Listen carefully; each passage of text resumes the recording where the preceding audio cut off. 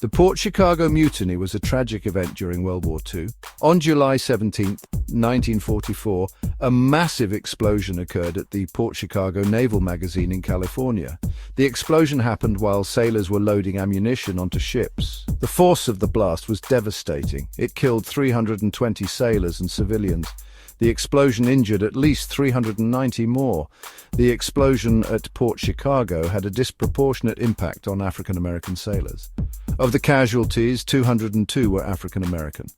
This represented 15% of all African American casualties during the entire war. The high number of African American casualties exposed the racial inequalities within the Navy. African American sailors were often assigned to the most dangerous jobs, including the loading of ammunition. Several factors contributed to the unsafe conditions at Port Chicago. African American sailors received inadequate training in handling explosives. White officers often prioritized speed over safety. This created a culture of competition that encouraged risky behavior. Safety regulations were not consistently enforced. The Port Chicago Mutiny sent shockwaves through the community and the Navy. Port Chicago highlighted the dangerous conditions faced by African American sailors.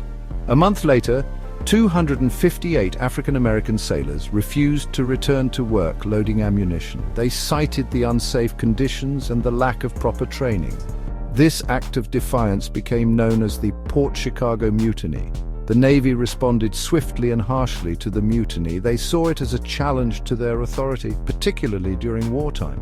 The Navy arrested and court-martialed 208 sailors for their role in the protest. 50 of these sailors, who came to be known as the Port Chicago 50, were convicted of mutiny. But the court-martial of the Port Chicago 50 was rife with racial bias. The Navy rushed to judgment. They ignored evidence of unsafe working conditions. The sailors were denied adequate legal representation.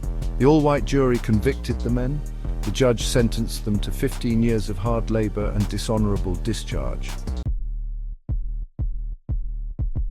The Port Chicago Mutiny and the subsequent court-martial drew national attention.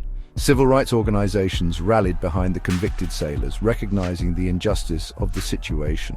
Thurgood Marshall, then the chief counsel for the NAACP, emerged as a key figure in the fight for justice. Marshall, who would later become the first African-American Supreme Court justice, saw the Port Chicago case as a clear example of racial discrimination. He attended the trial as an observer. He wrote extensively about the case. He argued that the Navy had systematically discriminated against the African American sailors. Marshall's advocacy brought much-needed attention to the plight of the Port Chicago 50. His work, along with the efforts of other activists, contributed to growing public pressure on the Navy to address the injustices of the case. While his efforts did not immediately result in the sailors' release, they laid the groundwork for future exoneration. In the decades following the Port Chicago Mutiny, the case continued to serve as a stark reminder of racial injustice within the U.S. military. The sailors' convictions cast a long shadow on the Navy's history.